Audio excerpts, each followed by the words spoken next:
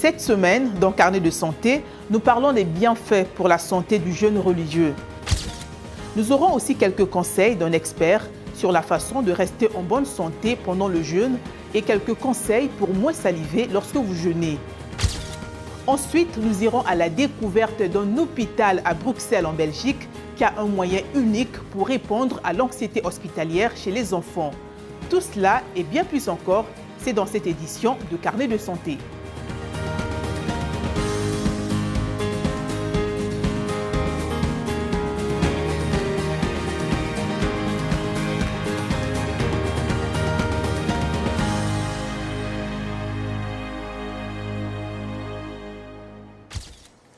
Salut à tous et bienvenue sur Carnet de santé. Le jeûne vient de se terminer pour les chrétiens avec la fête de Pâques. Pendant ce temps, les musulmans du monde entier observent toujours le mois sacré du Ramadan. Ils s'abstiennent de manger, de boire et de fumer de l'aube au crépuscule. Certaines personnes jeûnent pour perdre du poids et non à des fins religieuses. Selon une étude publiée par les Instituts nationaux de la santé aux États-Unis, certains types de jeûnes peuvent avoir des effets positifs sur la santé comme le contrôle de l'hypertension, de l'inflammation et de la glycémie. Le jeûne peut également avoir des effets négatifs, notamment une perte de poids non désirée. Rendons-nous en Éthiopie où la majorité de la population est orthodoxe orientale et musulmane. Kennedy Abbat nous montrera comment les gens pratiquent le jeûne et quels avantages ils en retirent pour la santé. Le récit est de Blanche Sanou.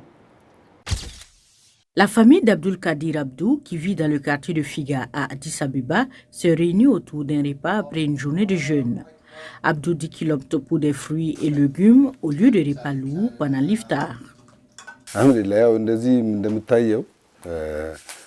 Nous rendons grâce à Allah. Puisque nous avons jeûné toute la journée, manger des choses comme des fruits sera plus facile à digérer pour l'estomac. Après cela, nous aurons une prière. Il n'est pas conseillé de manger un repas lourd avant la fin des prières. Les interactions sociales sont plus fréquentes pendant le jeûne. Les voisins se rendent visite pendant cette saison. Lors de notre passage dans la famille d'Abdou, nous avons vu que des voisins et d'autres invités sont venus se joindre à l'iftar.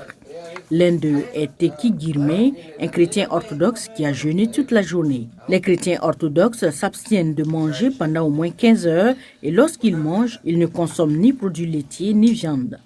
Girmé dit que sa santé s'améliore pendant la saison du jeûne, envisage à présent de s'abstenir complètement de la viande.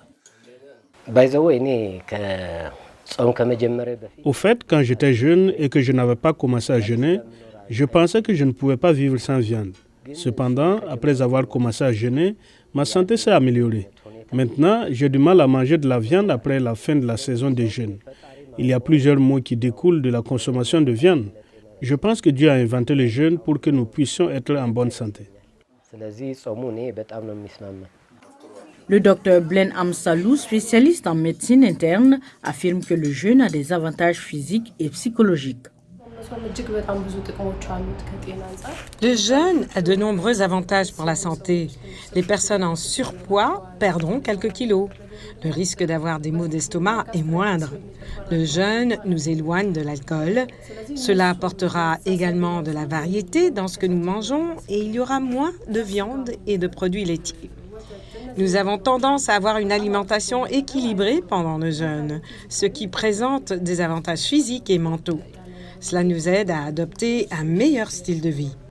Le docteur Amsalou conseille que même après la fin de la saison de jeûne, les gens doivent faire attention à ce qu'ils consomment afin de ne pas risquer leur santé. Elle dit que leurs habitudes alimentaires devraient être bénéfiques pour leur santé.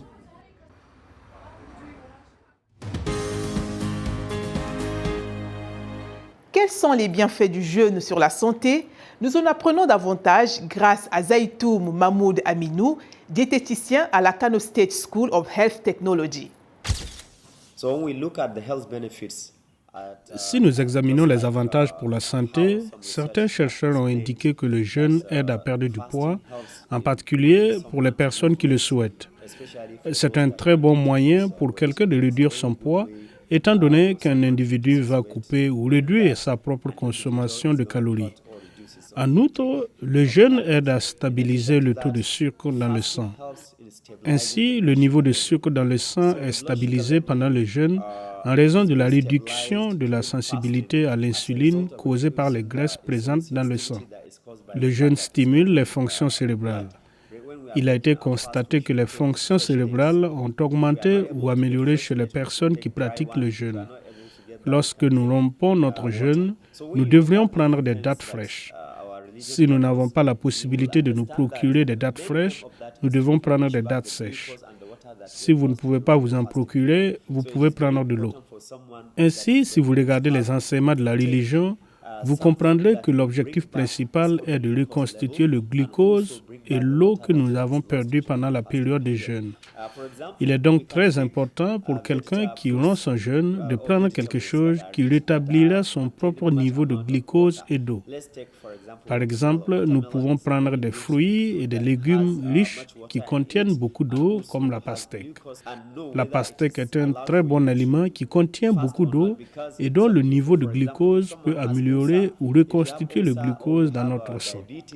La première chose à savoir est que si vous voulez jeûner et que vous savez que vous avez des problèmes de santé, vous devez demander l'avis d'un médecin. Vous devez consulter votre médecin pour savoir si vous pouvez jeûner ou non, car certaines personnes, par exemple celles qui souffrent d'un ulcère ou du diabète, courent le risque de jeûner sans avis médical. Il est donc toujours recommandé de demander l'avis d'un médecin lorsqu'on veut jeûner et que l'on sait que l'on a des problèmes de santé. C'est très important. Nous savons que pendant le jeûne, une personne éprouve de la soif et de la faim. Ainsi, lorsque quelqu'un jeûne et que le niveau de déshydratation est élevé ou la faim fait perdre connaissance, cela signifie qu'il faut mettre fin au jeûne, car ne pas le faire peut conduire à la mort. Lorsque le taux de sucre dans le sang d'une personne est bas, l'hypoglycémie est un état très dangereux qui peut entraîner la mort. Il est donc très important de rester vigilant lorsque l'on jeûne, car ce type de problème peut entraîner la mort. Il est très important que les gens en tiennent compte. Alors que des millions de musulmans dans le monde célèbrent et jeûnent pendant le mois sacré du Ramadan, les experts exhortent les personnes sous traitement à consulter d'abord un médecin avant de se lancer dans le jeûne. Yacouba Ouetraogo nous en dit plus. À Walsall, les médecins et pharmaciens cliniques du cabinet British Midlands montrent aux patients comment modifier le dosage de leurs médicaments ou changer les heures de prise s'ils souffrent de maladies chroniques ou aiguës. Saïd Youdine, un patient, explique que sa femme et lui souffrent de diabète, mais qu'ils ont appris à gérer cela en continuant à observer le Ramadan. Cela fait 22 ans que ça dure, alors je sais comment gérer la situation. Tout d'abord, je prends mes médicaments tôt le matin et la nuit. Nous le prenons le soir après le coucher du soleil et avant le lever du soleil, ce qui n'affecte pas mon diabète.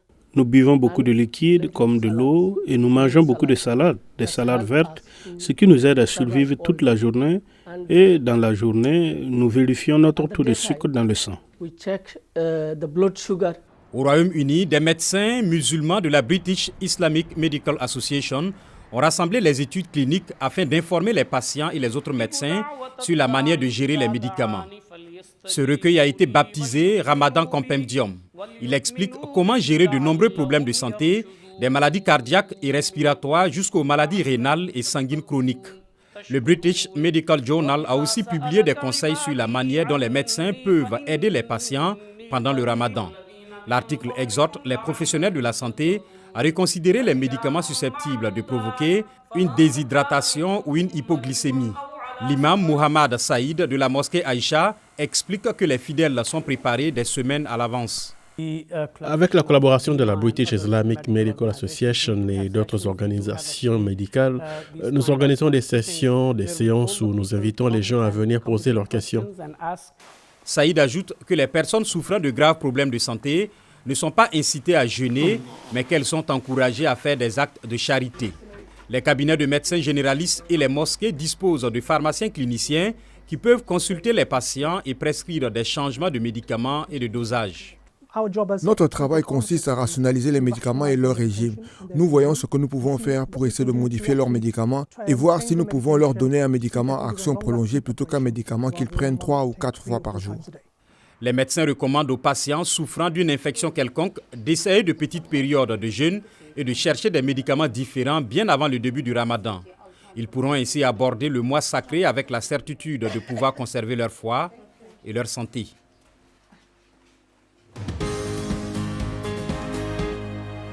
Le jeûne entraîne souvent une sécheresse de la bouche, mais certaines personnes ont tendance à cracher plus fréquemment lorsqu'elles jeûnent, ce qui laisse croire que le jeûne peut augmenter la sécrétion de la salive.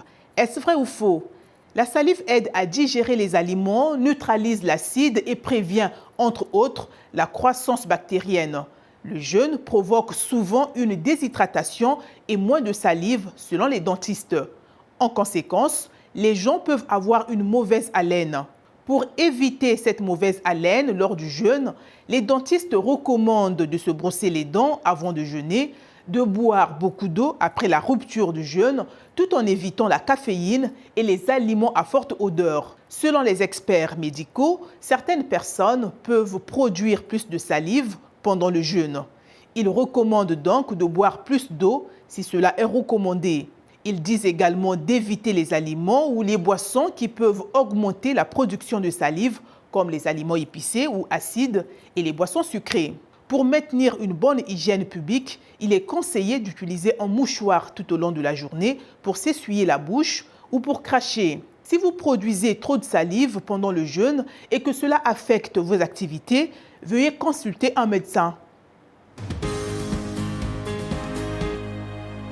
En Belgique, un hôpital d'ours en peluche à Bruxelles initie les enfants au monde de la santé pour répondre à toute peur ou anxiété causée par une visite chez le médecin.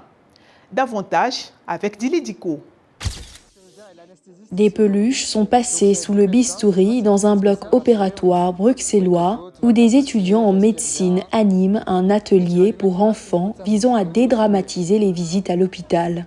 À la clinique des oursons en peluche, des centaines d'enfants âgés de 4 à 7 ans ont été invités à apporter leurs jouets préférés pour qu'ils soient examinés et soignés par de futurs médecins. Elle avait mal à l'oreille et il avait un bout dans son oreille.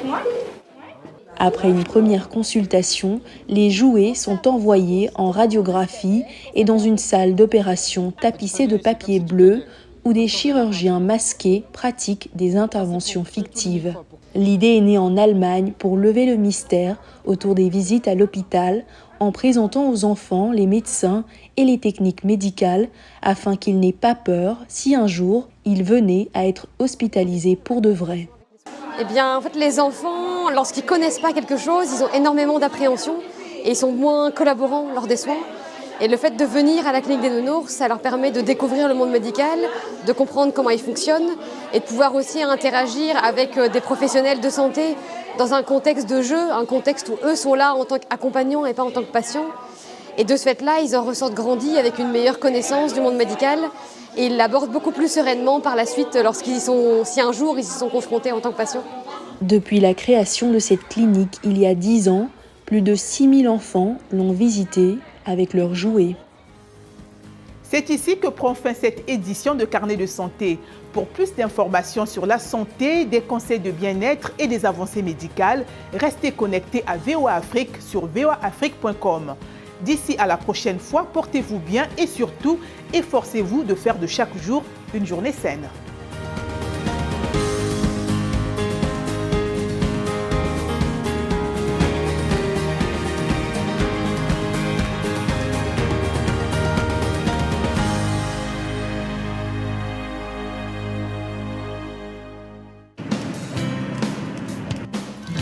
Santé, bien-être, sport, beauté, nouveauté. Carnet de santé est l'émission hebdomadaire qui vous veut du bien. Des chroniques, des reportages, des témoignages recueillis sur le continent et ailleurs. Chaque semaine, je vous donne rendez-vous pour une consultation avec nos experts. Carnet de santé vous donne la parole pour leur poser vos questions et recueillir leurs conseils. De Washington, Linor Moudou vous propose Carnet de santé, votre nouvelle émission de santé de la Voix de l'Amérique.